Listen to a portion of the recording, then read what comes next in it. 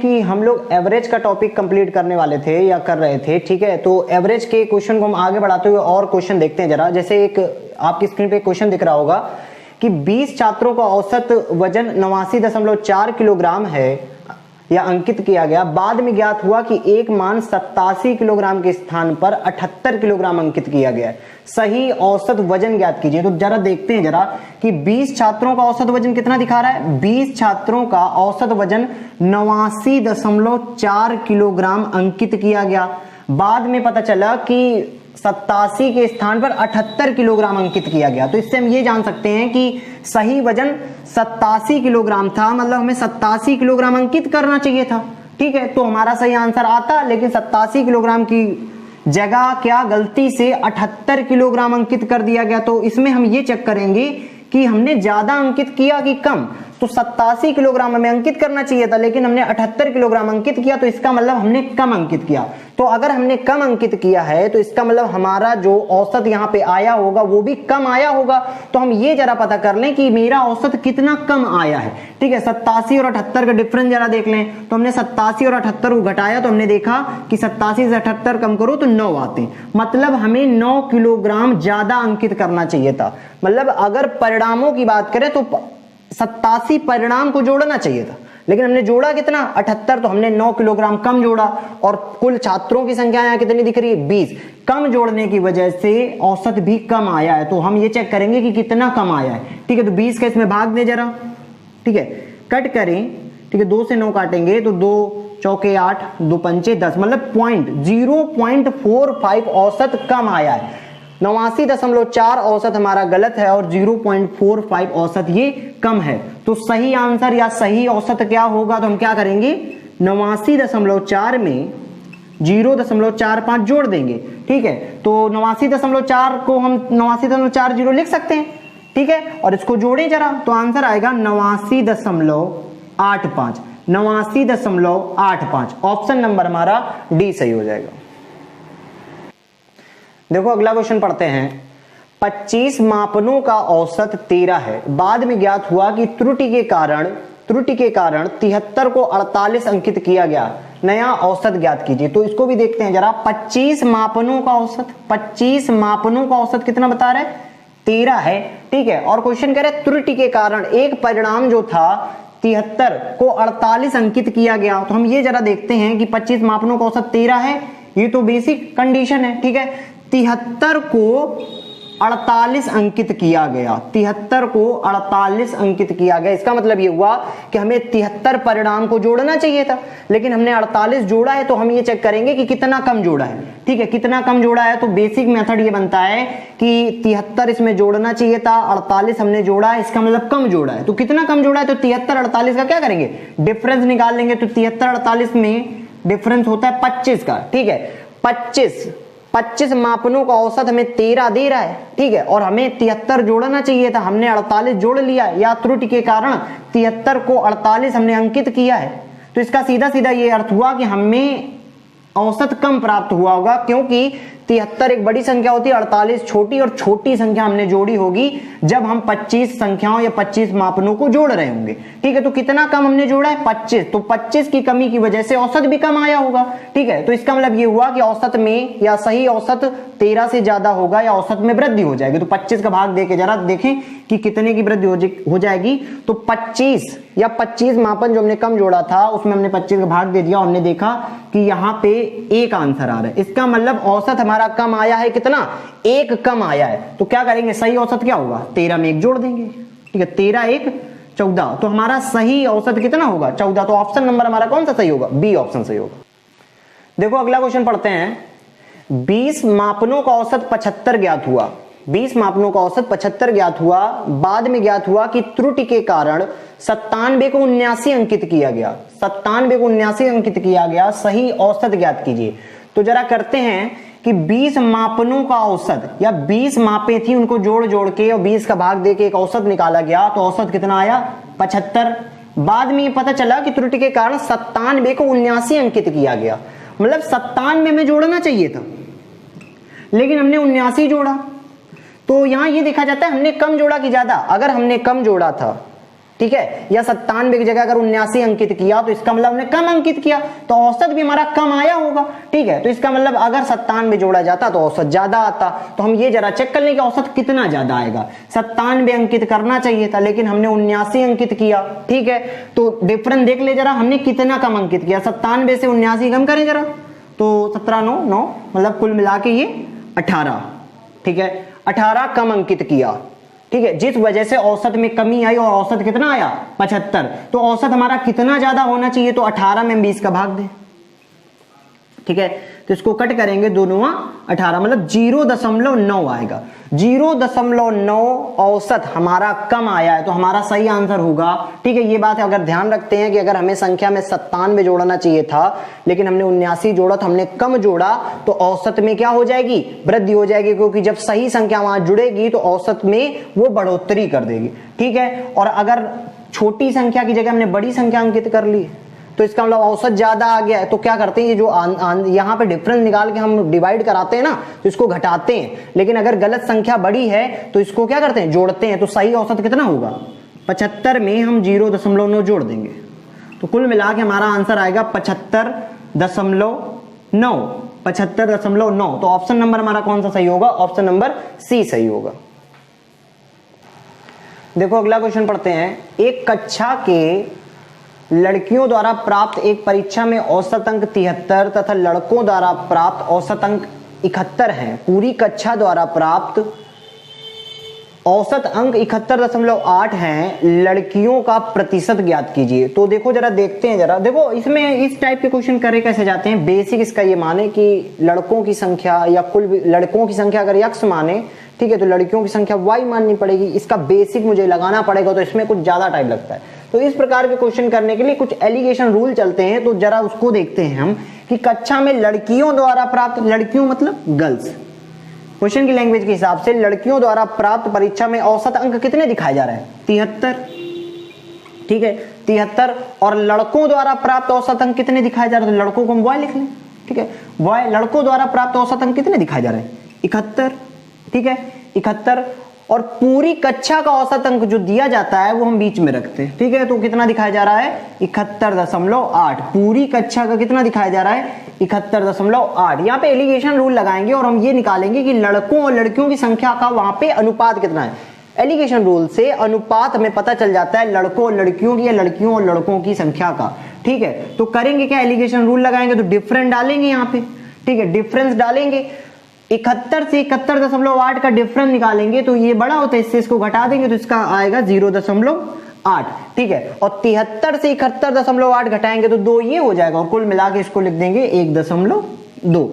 हम अनुपात निकालने जरा, 4 से काटें, पॉइंट से पॉइंट कट जाएगा। ठीक है, 4 दूनी 8 और 4 3 12, मतलब लड़के और लड़कियों या लड़कियों और लड़के, गर्ल्स और बॉयज। ठीक है, लड़कियों और लड़कों की संख्या का अनुपात कितना है, 2:3। अब क्वेश्चन क्या कह रहा है, लड़कियों का प्रतिशत ज्ञात कीजिए।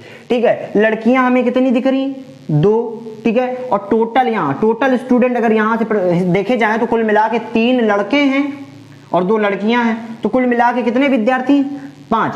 5 विद्यार्थियों में 2 लड़कियां हैं अनुपात के हिसाब से और 3 लड़के हैं। तो अनुपात में या प्रतिशत निकालने के लिए क्या हम इन अनुपात का प्रयोग कर लेंगे और प्रतिशत निकाल देंगे। तो करेंगे क्या, लड़कियां कितनी हैं, 2। ठीक है, लड़कियों का प्रतिशत पूछा गया है और कुल विद्यार्थी कितने हैं, 5। तो 2/5 कर लेंगे, गुणा 100 कर देंगे। ठीक है, गुणा 100 कर देंगे। इसका आंसर निकालें जरा हम, 5 से काटा 20 और 20 दूना 40। तो कुल मिला के लड़कियां कितनी आ गई, 40%। तो ऑप्शन नंबर हमारा कौन सा सही हुआ, ऑप्शन नंबर ए सही हुआ, 40%। देखो अगला क्वेश्चन पढ़ते हैं। 6 संख्याओं का औसत 32 है। यदि प्रथम 3 संख्याओं को 2 बढ़ा दिया जाए और बची हुई प्रत्येक संख्याओं में 4 घटा दिया जाए तो नया औसत ज्ञात कीजिए। क्वेश्चन कह रहा है 6 संख्याओं का औसत, 6 संख्याओं का औसत कितना दे रहा है, 32 है। 6 संख्याएं हैं। ठीक है, अब कह रहा है कि 3 संख्याओं की क्या करेगा, 2 बढ़ा देगा। ठीक है, ये 2 बढ़ा दिया जाए तो 3 संख्याओं को 2 बढ़ा देंगे तो कुल वृद्धि अगर हम चेक करें तो कितनी हो जाएगी, 3 दूना 3 को 2 को गुणा करा दें तो 3 2 6 की हमने वृद्धि कर दी, तो +6 लिख लें। ठीक है। और क्वेश्चन कह रहा है कि बची हुई 3 संख्याओं से 4 घटा दिया जाए, मतलब 6 संख्याएं थी और 3 संख्याओं में हमने 2 की वृद्धि कर दी, तो कुल वृद्धि अगर चेक करें 3 दूना 6 की हमने वृद्धि की, हमने प्लस का साइन लगा लिया, ठीक है। बची 3 संख्याओं को से 4 घटा दिया जाए, 3 संख्याओं से क्या करें 4 घटा दिया जाए, जो बाद की संख्या है प्रत्येक संख्या से 4 घटा दिया, तो 4 3 12, मतलब 12 की कुल क्या कर दें हम कमी कर दें, 12 की कमी। अगर हम प्रत्येक संख्या से 4 घटा रहे हैं और तो कुल योग में हम कमी कर रहे हैं 12 की, ठीक है, 4 3 12, तो हम यहाँ ये जरा चेक करते हैं कि पहले हमने 6 की वृद्धि करी थी, ठीक है, और बाद में हमने 12 की कमी करी, ठीक है। तो कुल मिला के हमें ये पता चलता है कि 6 की वृद्धि करी और 12 की कमी करी, तो कुल यहाँ हुआ क्या है कि यहाँ पे वृद्धि नहीं हुई है, यहाँ पे कमी हुई है। पहले हमने 6 बढ़ाया, बाद में 12 कम कर दिया, तो इसका मतलब हमने 6 की प्रत्येक योग में या कुल योग में कमी करी, ठीक है। तो 6 से 12 या 12 और 6 का डिफरेंस 6, मतलब 6 की हमने कमी करी। इस 6 की कमी की वजह से औसत में भी कुछ परिवर्तन आएंगे, ठीक है। 31 32 इसका औसत था, ठीक है, और 6 की कमी हुई है, तो हम जरा चेक करें कि औसत में कितना परिवर्तन आना चाहिए, ठीक है। औसत भी कमी हो जाएगा, क्योंकि अगर हम संख्याओं में कमी करा रहे हैं तो औसत कम हो जाता है, ठीक है। तो 6 की कमी, ठीक है, और पदों की संख्या वहां कितनी 6, यहाँ पे संख्याएं या कितनी 6, तो 6 में 6 का भाग दिया तो हमने देखा कि 1 आया, ठीक है। इसका मतलब औसत हमारा 6 की कमी करने से औसत हमारा कितना आया 1 आया। तो जो नया औसत या सही औसत होगा वो कितना होगा 1 कम होगा 32 से, तो 32 से क्या करेंगे 1 घटा देंगे, तो हमारा आंसर हो जाएगा 31, ठीक है। हमारा आंसर कितना हो जाएगा 31, तो ऑप्शन नंबर हमारा सी सही होगा 31। देखो अगला क्वेश्चन पढ़ते हैं। 45 व्यक्तियों की औसत आयु 1/9 वर्ष घट जाती है जब उनमें से एक 60 वर्ष के व्यक्ति के स्थान पर एक नया व्यक्ति आ जाता है। तो क्वेश्चन है नए व्यक्ति की आयु ज्ञात करो। व्यक्तियों की कुल संख्या कितनी है 45, व्यक्तियों की कुल संख्या 45 है, और क्वेश्चन कह रहा है कि जब उनमें से एक व्यक्ति चला जाता है, उनमें से एक 60 वर्ष के व्यक्ति के स्थान पर एक नया व्यक्ति आता है। एक व्यक्ति चला जाता है जिसकी आयु 60 वर्ष थी और नया व्यक्ति आता है, ठीक है, तो औसत में कमी आ जाती है। औसत में कितना 1/9 वर्ष की कमी आ जाती, ठीक है। औसत में कमी आ रही है 1/9 वर्ष की, तो कुल कमी हम चेक कर लें तो 45 और 1/9 का गुणा करा लें, ठीक है। 45 और 1/9 का गुणा कराएं तो कुल कमी हमें दिखाई पड़ी 5 वर्ष, ठीक है, कुल कमी 5 वर्ष। तो इसका सीधा सीधा अर्थ ये हुआ कि जो नया व्यक्ति आया है उसकी औसत आयु या उसकी आयु कम रही होगी जो व्यक्ति गया है उसकी तुलना में, ठीक है। इसका मतलब ये कि 60 वर्ष वाले व्यक्ति के स्थान पर जो नया व्यक्ति आया है उसकी औसत आयु या आयु कितनी कम होगी 5 वर्ष, तो 5 क्या करेंगे 60 से हम घटा देंगे, क्योंकि 5 वर्ष की कुल कमी दिख रही है 45 व्यक्तियों की आयु में या वर्षों में, ठीक है। वर्षों में कमी कितनी 5 वर्ष, तो 60 से 5 घटाएं जरा, तो आंसर मेरा क्या आया 55 वर्ष। तो नए व्यक्ति या आए हुए व्यक्ति की आयु कितनी हो जाएगी 55 वर्ष। ऑप्शन नंबर हमारा कौन सा सही होगा बी ऑप्शन सही होगा 55 वर्ष। देखो अगला क्वेश्चन पढ़ते हैं।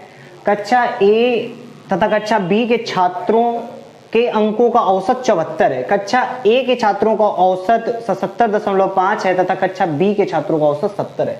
कक्षा ए तथा कक्षा बी के छात्रों का अनुपात ज्ञात कीजिए, मतलब छात्रों का अनुपात बताना है, ठीक है। ए के छात्रों का औसत हमें देखिए जरा, ए के छात्रों का औसत और बी के छात्रों का औसत हमें कितना दिया जा रहा है। कुल छात्रों का जो औसत होता है वो एलिगेशन रूल में बीच में रखा जाता है, तो कुल छात्रों का खैर 74 दे रहा है, इसको 74 बीच में रख लें, ठीक है। और कक्षा ए के छात्रों के अंकों का औसत कितना दे रहा है 77.5 और कक्षा बी के छात्रों का औसत अंक कितना दे रहा है या 70। तो एलिगेशन रूल में क्या डिफरेंस निकालते हैं, तो हम डिफरेंस निकालेंगे तो 70 और 74 के बीच का अंतर कितना है 4, ठीक है। 70 और 74 के बीच के डिफरेंस अगर निकालने की कोशिश करें तो यहाँ आएगा 4, ठीक है। और 74 और 77.5 का अगर हम डिफरेंस निकालें तो 74 3 से 70 मतलब 3.5 इसका आएगा, ठीक है। अब क्वेश्चन क्या कह रहा है कक्षा ए तथा कक्षा बी के छात्रों का अनुपात ज्ञात कीजिए। तो अनुपात तो हमें खैर दिख रहा है 4:3.5, ठीक है। करेंगे क्या, इसको हम होल नंबर में बनाएंगे, तो यहाँ 3.5 है, इसको होल नंबर बनाने क्या करें 10 का गुणा यहाँ करा दें, ठीक है, और 10 का गुणा यहाँ करा दे तो इससे क्या ये 3.5 बन जाएगा, तो ये आ जाएगा 40 और ये आएगा 35। ठीक है, 3.5 में जब 10 का गुणा कराएंगे। अब क्या करें, 5 से कट कर लें, 5 अट्ठे 40 और 5 सत्ते 35। तो ए व बी के छात्रों का अनुपात या संख्याओं का अनुपात कितना आएगा, 8:7। तो 8:7 हमारा ऑप्शन सी सही होगा, 8:7। देखो अगला क्वेश्चन पढ़ते हैं। नाव में बैठे 5 व्यक्तियों का औसत वजन 38 किलोग्राम है। ठीक है, नाव तथा नाव में बैठे व्यक्तियों का औसत वजन 52 किलोग्राम है। मतलब नाव भी शामिल कर ली जाए और नाव में बैठे व्यक्ति 5 व्यक्ति शामिल कर लिए जाए तो औसत वजन कितना है, 52 किलोग्राम है। तो क्वेश्चन है नाव का वजन ज्ञात कीजिए। ठीक है, नाव में व्यक्तियों की संख्या कितनी दिख रही है, 5। ठीक है, 5 व्यक्तियों का औसत वजन दिया जा रहा है 38 किलोग्राम। ठीक है, 38 किलोग्राम। तो नाव में जो 5 व्यक्ति बैठे हैं उनका कुल वजन हमें निकालना है, तो हम गुणा करा के निकालें जरा। तो 5 गुणा 38 कर देंगे, तो 5 अट्ठे 40 और 5 त्यों 15, मतलब इसका कुल मिला के आ जाएगा 190 किलोग्राम। नाव में बैठे 5 व्यक्तियों का कुल वजन 190 किलोग्राम। ठीक है, अब क्वेश्चन क्या कह रहा है, नाव तथा नाव में बैठे व्यक्तियों का वजन का औसत 52 किलोग्राम। तो हम क्या करें, नाव को भी एक व्यक्ति मान ले, क्योंकि नाव भी तो अपना वजन रख रही होगी वहां कुछ, या नाव का भी वहां कुछ वजन होगा। तो 5 व्यक्ति हो गए और एक नाव हो गई, तो कुल मिलाकर वहां, ठीक है, लोग कितने हो गए, या हम कह दें कि कितने वहां पे किन किन चीजों का वहां पे वजन है। तो 5 व्यक्तियों का वजन है और एक नाव का वजन है, तो 6 वजन वहां पे जोड़े गए हैं या जोड़े जाएंगे। ठीक है, तो नाव भी एक व्यक्ति मान ली जाए तो कुल मिला के 6 व्यक्ति हो गए। ठीक है, 6 व्यक्तियों का औसत ये कितना दे रहा है, 52 किलोग्राम। ठीक है, नाव भी उसमें शामिल है, 5 व्यक्ति और एक नाव। ठीक है, तो कुल वजन निकाल ले जरा, 6 गुणे 52। ठीक है, इसको कहेंगे नाव सहित कुल वजन। नाव सहित कुल वजन 6 पंचे 30, 6 दूनी 12, कुल मिला के ये बनेगा 312 किलोग्राम। ठीक है, 312 किलोग्राम। 5 व्यक्तियों का वजन 190 किलोग्राम और नाव का वजन जब शामिल कर लिया जाता है तो कुल वजन 312 किलोग्राम। इसका मतलब ये हुआ कि हमें अगर नाव का वजन निकालना है तो 312 से 190 घटा देंगे। ठीक है, तो 312 से हम 190 घटाएं जरा। ठीक है, घटाते हैं जरा, तो 10 ये और 100 ये, कुल मिला के 122 किलोग्राम। 122 किलोग्राम। नाव का वजन कितना आ जाएगा, 122 किलो। ऑप्शन नंबर हमारा बी सही होगा, 122 किलोग्राम। देखो अगला क्वेश्चन पढ़ते हैं। एक पुस्तकालय में आने वाले सैलानियों की औसत संख्या रविवार को 510 तथा अन्य दिनों 240 है। ठीक है, 30 दिनों के माह में जो रविवार से प्रारंभ होता है, 30 दिनों के माह में जो रविवार से प्रारंभ होता है, प्रतिदिन औसत सैलानियों की संख्या ज्ञात करें। मतलब यहाँ पे कह रहा है कि रविवार से प्रारंभ होने वाला एक महीना है और 30 दिन है, तो महीने में कुल दिनों की संख्या कितनी दी जा रही, 30 दिन। ठीक है, और रविवार से प्रारंभ हो रहा है, तो अगर कोई किसी महीने में 30 दिन हो रहे हैं या होते हैं, ठीक है, और वो रविवार से प्रारंभ हो रहा है, तो इसका सीधा सीधा अर्थ हुआ कि उस महीने में 5 रविवार होंगे। और क्वेश्चन कह रहा है रविवार को 510 सैलानी आते हैं तथा अन्य दिनों 240 आते हैं, तो 5 रविवार हो गए, 5 संडे हो गए। ठीक है, और बाकी बचे 25 दिन, ठीक है, अदर हो गए। ठीक है, संडे को क्या कह रहा है क्वेश्चन कि रविवार को आने वाले सैलानियों की संख्या 510 या औसत संख्या कितनी है, 510। ठीक है, और 25 जो बचे हुए दिन है, अन्य दिन, वहां आने वाले या सैलानियों की औसत संख्या कितनी, 240।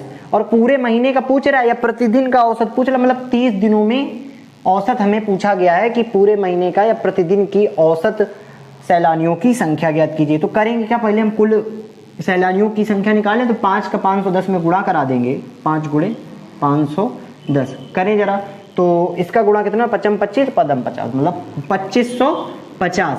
2550 सैलानी हो गए रविवार के। ठीक है, और 25 का गुणा हम 240 में कराएं जरा, 25 गुणा 240। ठीक है, इसका गुणा कराएं जरा, 25 चौके 100, 25 दूना 50, कुल मिला के यहाँ कितने बन रहे हैं, 6000 सैलानी। ठीक है, पूरे 30 दिनों का हमसे पूछा गया है, तो इनको जोड़ लें जरा। ठीक है, 2550 और 6000 जोड़ो तो 6 2 8550।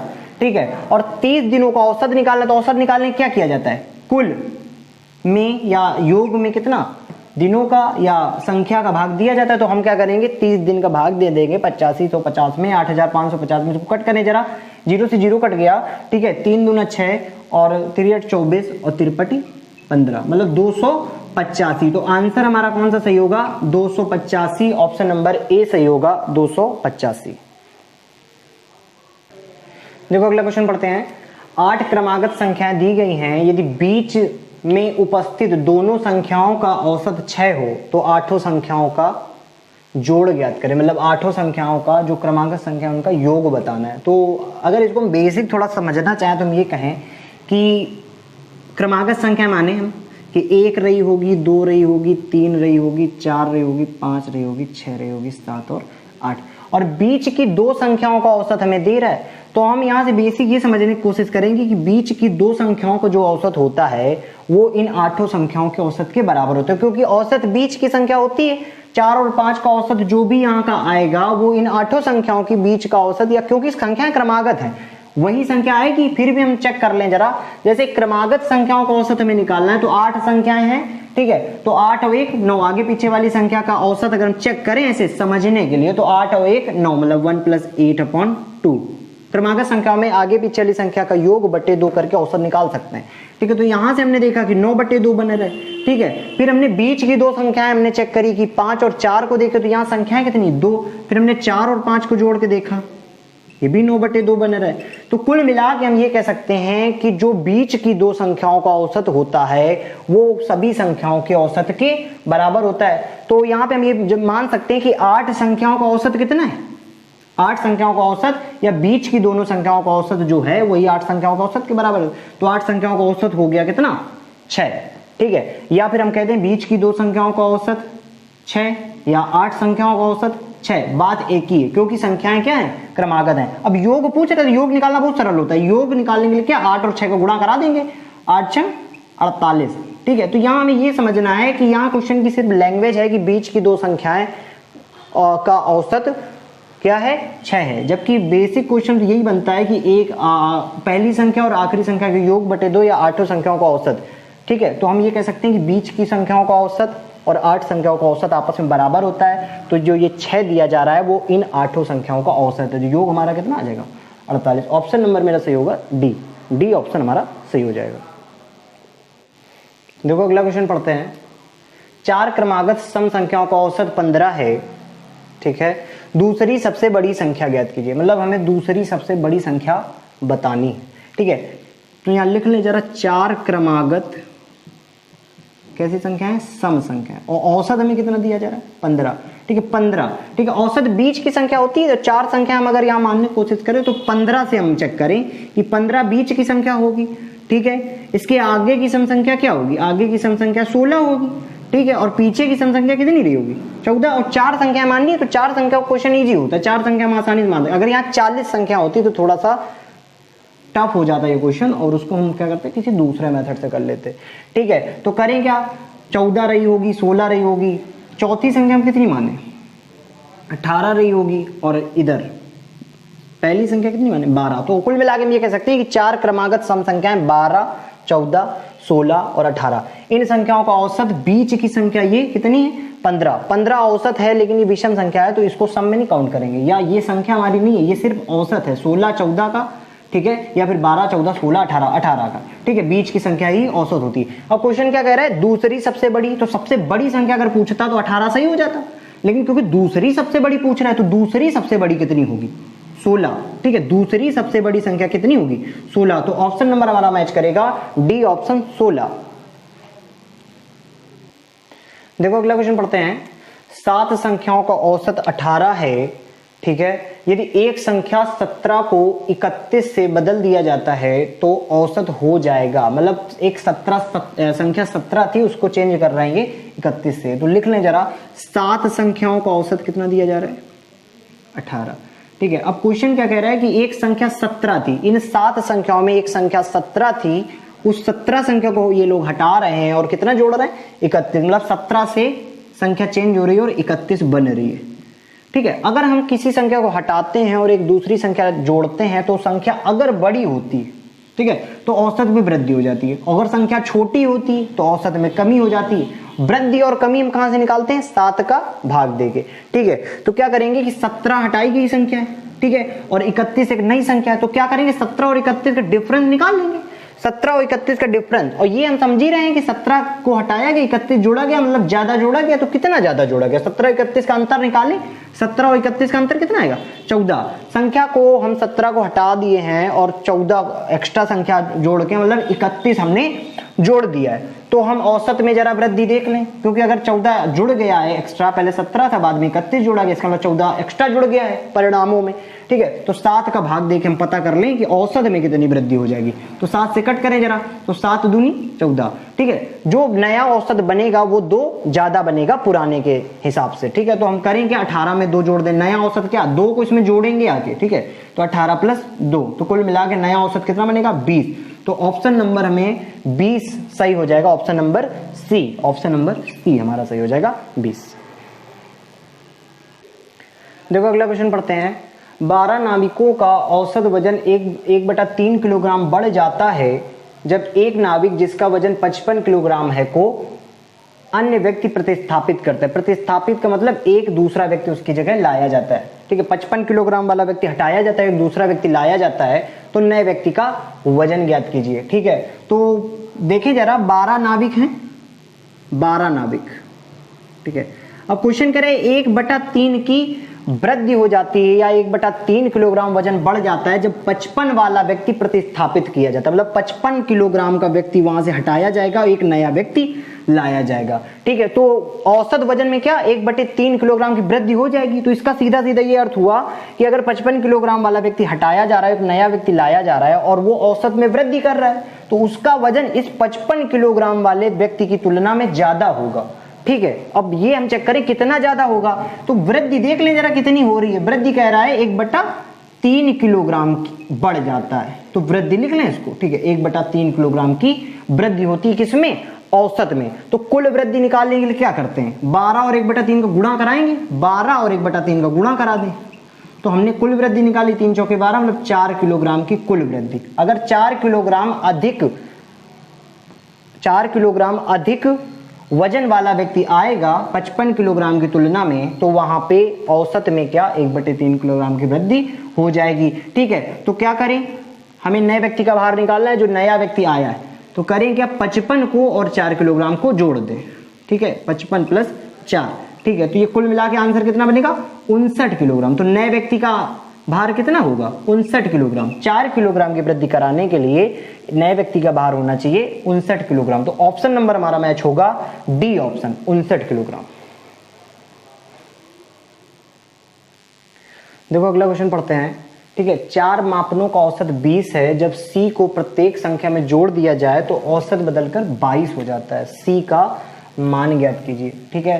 तो 4 मापनों का ये क्वेश्चन बना रहा है, 4 मापनों का औसत कितना दे रहा है 20, और कह रहे हैं इन चारों संख्याओं में प्रत्येक संख्या में C जोड़ दिया जाएगा तो औसत बदलकर कितना हो जाता है 22। तो C का हमसे मान पूछा गया है, C बराबर मेरा कितना है क्वेश्चन मार्क है, ठीक है। अब इसके लिए हम थोड़ा सा बेसिक समझने की कोशिश करें कि यहाँ पे क्या हो रहा है, ठीक है। जैसे एग्जाम्पल के तौर पर बताएं, जैसे 4 संख्याओं का यदि औसत 40 है, बेसिक समझने के लिए 4 संख्याओं का औसत 40 है और प्रत्येक संख्या में 2 जोड़ दिया जाए, प्रत्येक संख्या में 2 जोड़ दिया जाए तो औसत कितना हो जाएगा। तो हम लोग क्या करते हैं, सीधा सीधा औसत में 2 जोड़ देते हैं, ठीक है। तो हम कह देते हैं कि औसत 42 आ जाएगा। वही मेथड हम यहां लगाएंगे। क्वेश्चन कह रहा है कि 4 संख्याओं का औसत 20 है, ठीक है, और प्रत्येक संख्या में C जोड़ दिया जाए, तो अगर प्रत्येक संख्या में C जोड़ेंगे तो नया औसत कितना बनेगा 20 + C, ठीक है। 20 + C, और ये C का हमसे मान पूछ रहा है, ठीक है। और नया औसत भी हमें दे रहा है, नया औसत कितना दे रहा है 22, तो 22 20 + C के बराबर हो जाएगा। तो यहां से हम ये समझ सकते हैं कि C का मान निकालने के लिए क्या करेंगे, 20 और 22 का अंतर निकाल देंगे, 20 उधर जाके घट जाएगा, तो C का मान कितना आ जाएगा 2। तो कुल मिला के C का मान आया 2, क्योंकि ये बेसिक मेथड होता है कि अगर 4 संख्याओं का औसत 40 है, प्रत्येक संख्या में 2 जोड़ दिया जाए तो हम औसत में 2 जोड़ देते हैं। ऐसे ही अगर क्वेश्चन ये बन जाए 20 संख्याओं का औसत 20 है, प्रत्येक संख्या में 5 जोड़ दिया जाए, 20 संख्या जो थी प्रत्येक संख्या में 5 जोड़ दिया जाए तो नया औसत क्या होगा, तो 20 में 5 जोड़ देंगे। तो कुल मिला के जो भी संख्या में करते हैं, जोड़ते हैं या घटाते हैं, वही हम औसत के साथ भी कर देते हैं, तो आंसर हमारा मैच हो जाता है, ठीक है। तो इसका C का मान कितना हो जाएगा 2, ऑप्शन नंबर मेरा C सही हो जाएगा। C का मान 2, ऑप्शन नंबर C 2। देखो अगला क्वेश्चन पढ़ते हैं। 20 ओवर के मैच में जीत के लिए 7.2 रन का प्रति ओवर औसत चाहिए।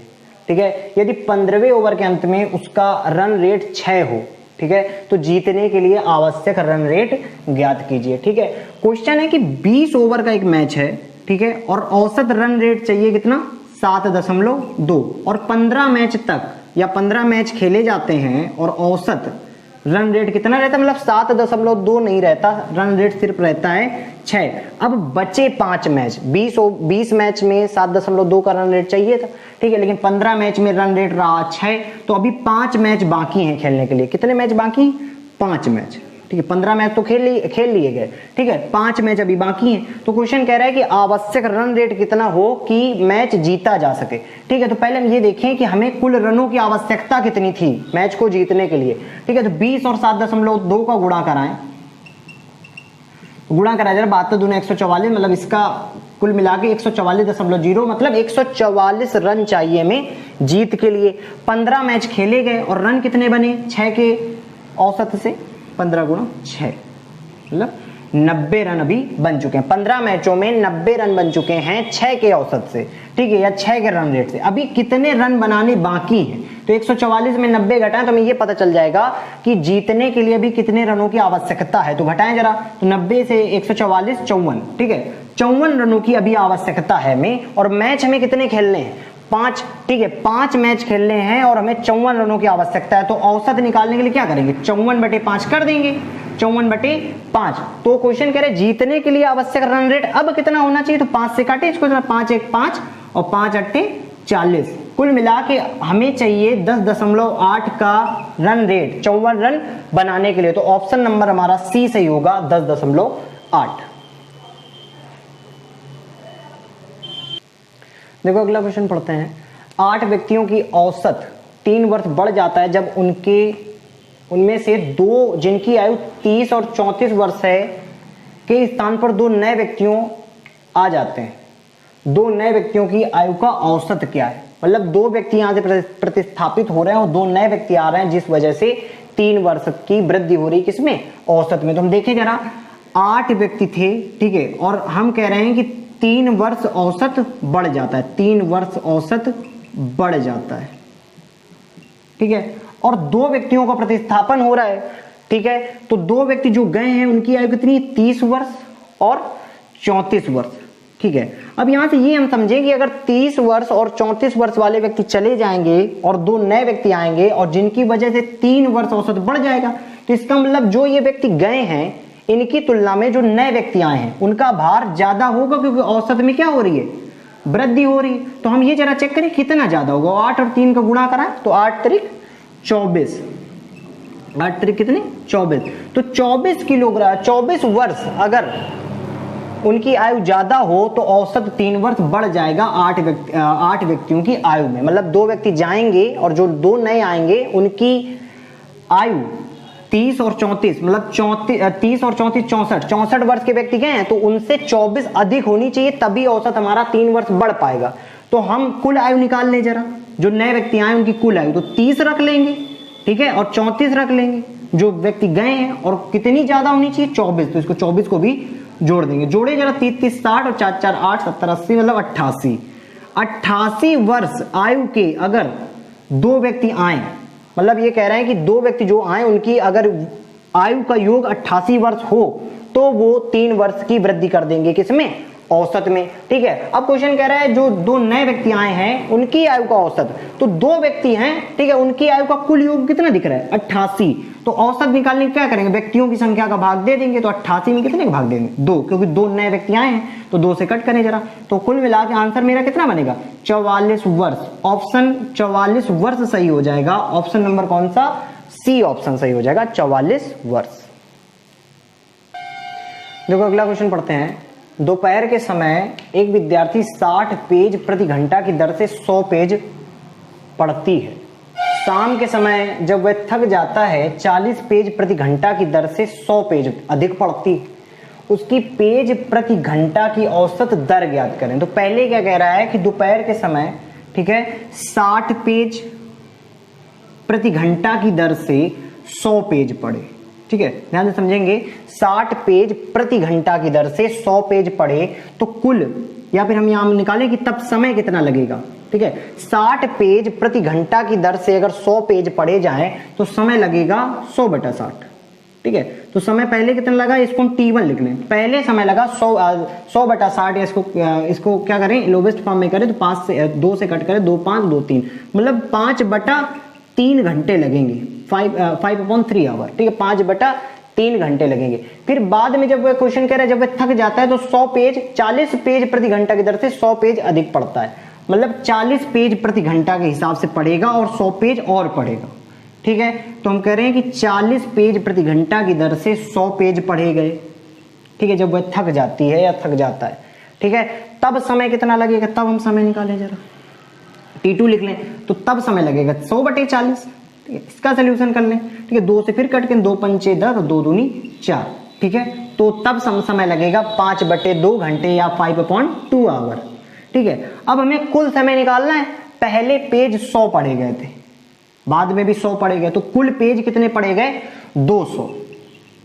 ठीक है, और समय कितना लगा, जरा हम समय निकाल लें। तो 5/3 पहले लगा था और 5/2 बाद में लगा है, तो इसका सोल्यूशन करें, 5 दूनी 10 और 5 3 15, मतलब 25/6 घंटे लगे।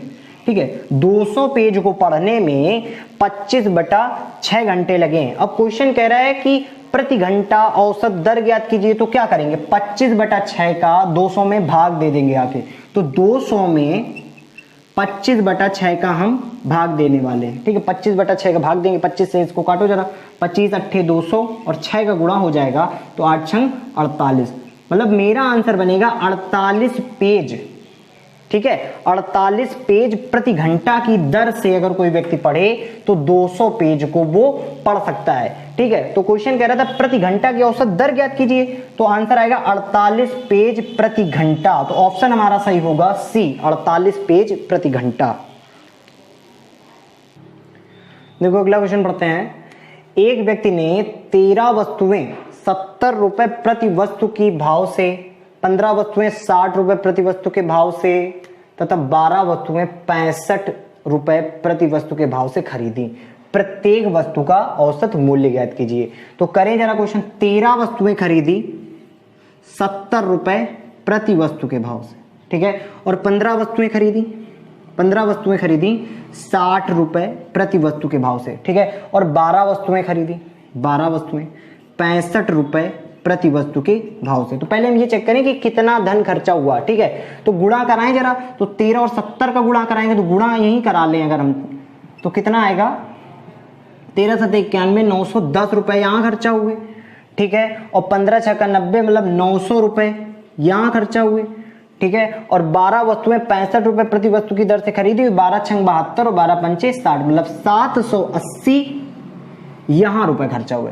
ठीक है, गुणा कराएंगे 13 और 70 का, 15 और 60 का और 12 और 65 का। ठीक है, इनका योग कर लें जरा, योग करें तो ये बनेगा 9 दूनी 18, 7 8 7 15, 25 और 2580, 80 और 10 90, 2590 कुल रुपए खर्चा हुए 2590। क्वेश्चन ये है कि 13 वस्तुएं 70 रुपए के हिसाब से खरीदी गई, 70 रुपए प्रति वस्तु के हिसाब से, और 15 वस्तुएं 60 रुपए प्रति वस्तु के हिसाब से, 12 वस्तुएं 65 रुपए प्रति वस्तु के हिसाब से। तो कुल रुपया कितना खर्चा हुआ, हमने गुणा करा के योग निकाल लिया कि 2590 रुपए खर्चा हुए। वस्तुएं चेक कर लें जरा कितनी, 13 15, ठीक है, और 12, मतलब 13 12 कितने होते हैं, 25 और 15 कुल मिला के 40 वस्तुओं का कुल मूल्य कितना निकल गया है, 2590 रुपए। अब क्वेश्चन क्या कह रहा है, प्रत्येक वस्तु का औसत मूल्य ज्ञात कीजिए। तो बेसिक क्वेश्चन, 2590 में 40 का भाग दे देंगे, तो 2590 में हम 40 का भाग दें जरा, तो 0 0 कट जाएगा। 4 से हम इसको कट कर लें, तो 4 से जब इसको हम कट करेंगे तो आंसर आएगा 64.75, 64.75। तो ऑप्शन नंबर हमारा बी सही होगा, 64.75। देखो अगला क्वेश्चन देखते हैं। एक फल विक्रेता ने बड़े, मध्य तथा छोटे आकार के सेब 15 रुपए, 10 रुपए तथा 5 रुपए के भाव से बेचे, और कुल सेब 3:2:5 के अनुपात में बेचे गए। एक सेब का औसत मूल्य ज्ञात कीजिए। तो जरा हम रुपया लिख लें जरा, पहले 15 रुपए के हिसाब से या भाव से बेचा गया, 10 रुपए के भाव से बेचा गया, ठीक है, और 5 रुपए के भाव से बेचा गया। ठीक है, और कुल सेब किस अनुपात में बेचे गए हैं? 3:2:5 के अनुपात में। ये संख्या का अनुपात है, 3:2:5 के अनुपात की संख्या के अनुपात में सेब बेचे गए। अब क्वेश्चन क्या कह रहा है? एक सेब का औसत मूल्य ज्ञात करो। तो बेसिक मेथड तो यही है कि इसका गुणा करें। ठीक है, और वहां से हम कुल मूल्य निकाले। देखो संख्या हम 3x 2x 5x भी मान सकते हैं। ठीक है, तो हम भाग देंगे कितने का? 5 3 8, तो 10x का, या x मानने की कोई जरूरत नहीं है, हम कुल मूल्य यहीं से निकाल लें। ठीक है, 15 3 45, या मतलब 45 रुपए। ठीक है, और उसके बाद यहाँ 10 दूनी 20 रुपए। ठीक है, और 55 25 रुपए। ठीक है, 25 रुपए।